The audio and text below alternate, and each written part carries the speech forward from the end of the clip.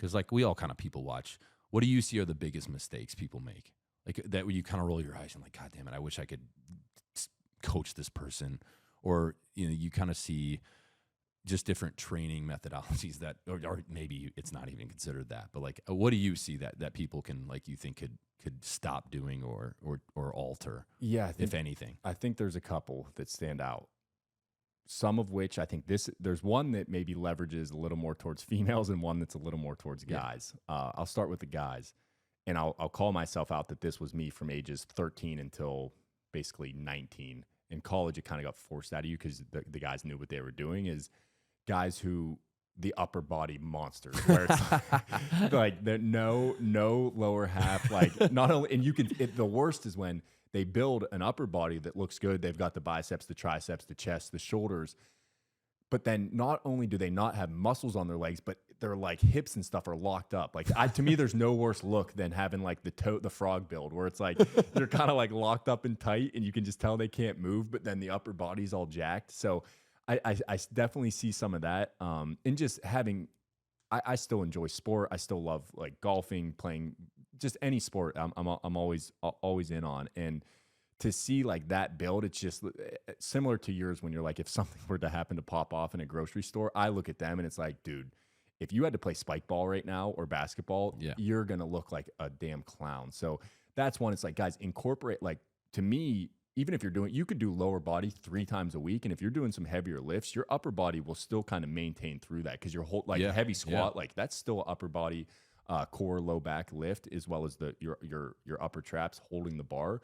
So yeah, that's on the guy side. It's like, make sure you're doing lower body. And for me, attack your weaknesses. Hamstrings are a very common one. Like I see a lot of dudes literally no hamstring at all. So it's like, and that was me once again, when I was 13 through 20, 22, focus on your weaknesses, make sure you're doing lower body. Even there's a lot of studies surrounding testosterone and how it really is like your legs and butt that, like, if you're able to grow muscle there, that has a great benefit on testosterone levels. So that's the guy one. Female wise, it's kind of over cardioing, and I mean that by, dude, there's a place brutal. Yeah, and it's important. Like aerobic exercise, even like a 45-minute, say you're doing stair climber or something, once a week, I like to get in at least a 45-minute, keeping the heart rate around, let's say for me, it's like 140 or 145 beats per minute. But if you're doing that 5 days a week and doing no other exercises, no strength training, no kind of high intensity, maybe interval training or metabolic conditioning, I think you're kind of missing a big piece of the puzzle as far as like not only being stronger, but then being more capable as an athlete or just an everyday kind of gym goer. Right? That's the one those are the two right away, I think, that stand out to me. Do you have any that? I mean, the cardio one for sure. Yeah. I want to preface it because, like, at the end of the day, I like the gym. It needs to be a welcoming place, and I don't want anyone to ever be intimidated or discouraged from being active ever. So, like, if that's you and all you're going to do is go and do 40 minutes and walk on the treadmill 5 days a week, if that's it for you, then hey, awesome. And seriously, like that's great, and like at least like your limitations. Yeah. But I also don't think it's likely sustainable because I think people are going to get really bored doing a 60-minute elliptical session 5 days a week because that's all they know how to do. And they likely won't be in the gym in a month, right? They'll do it for a few weeks and they're gone. So I wish, and that's true for guys and girls. I think it is a bit more typical with females, but there's definitely dudes that just go in there and that's all they do. I particularly some of the older guys, which maybe at that point, maybe that's what you want to do. But it's like, I want to be like, hey, give me 12 minutes of your time. Look, go hit a Metcon with me, and we will get 3 times more out of it than you are in that 60-minute session, like watching a TV show on the elliptical. You know what I mean? And I also hate like the whole, like, I don't want to get big. I hate that because I think it's gotten a little better.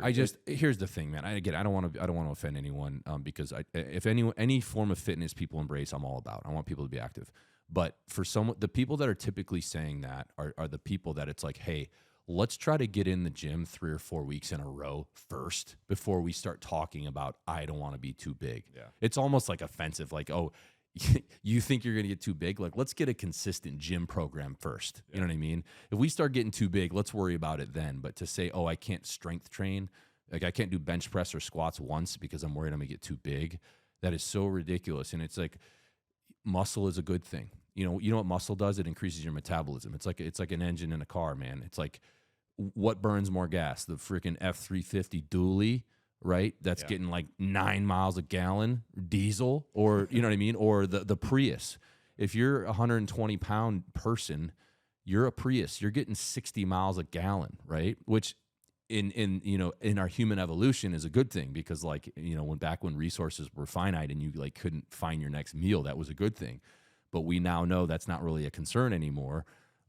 So when your resting metabolic rate, you're burning way less calories when you're just sitting there. Where like, big mouth breather like me, I'm 245 pounds. I burn a ton of calories just by sitting here. So it helps me, like when I have on weekend, when I want to get a bunch of wings and pizza and drink a few beers and watch football, I can mitigate that much quicker, because I'm just going to burn it all off anyway. I don't have to work out. So particularly for the females, I wish there was a little bit more of a embracing of like, build muscle, because that will actually make you burn way more calories and you'll lean out and you'll look better.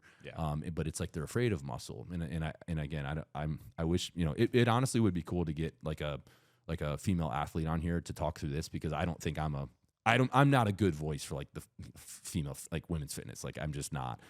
That's just my, kind of meathead opinion on what I see. I just wish there was less fear of building muscle, because the physiological limitations, because of like just the hormone levels and all that, like you would have to do a lot. Like the girls that compete in the CrossFit at the highest level, like they're competing 6 days a week, 5 hours a day. Yes. Do they get pretty stacked up right before the CrossFit Games? Yes. Okay. You are not going to look like Katrin David's daughter. Okay. You're not. So don't think that that's like, you know what I mean? Like she's been working on that level of fitness for 10 years and she's elite. You know what I mean? So that's what makes me a little bit, I roll my eyes a little bit. But again, if you're even getting in there, getting anything in, I'm proud of you. Yeah. And there's practical, like it's to like bone density and like I said, maintaining that strength into your older age. Those are huge indicators. I know grip strength in your like 70s and 80s, there's a direct correlation between that and several kind of factors that lead to early death, basically. So yeah, there's and like you said, we're not sounding like we sound like dorks here, being like, oh, if you do cardio, if that's what you're into, so be it. But even one day of strength a week, just like, hey, farmer's carries for 5 sets and just kind of building your grip and just overall ability to handle some weight and gravity, there's going to be benefits to that. So yeah, it's shooter's preference, but definitely I think you're missing part of the puzzle if you choose to kind of leverage only into one system. It's the same as I feel the same about some bodybuilders too, where it's like, if you're doing it as a sport and you're looking to compete, I get it. But if it's kind of all about just your ego and what you look like, it can become an obsession. And you see those people where it's like, and they do it through exogenous hormones and whatnot, where it's like, dude, like, what is this for? Because you're not making money off of it.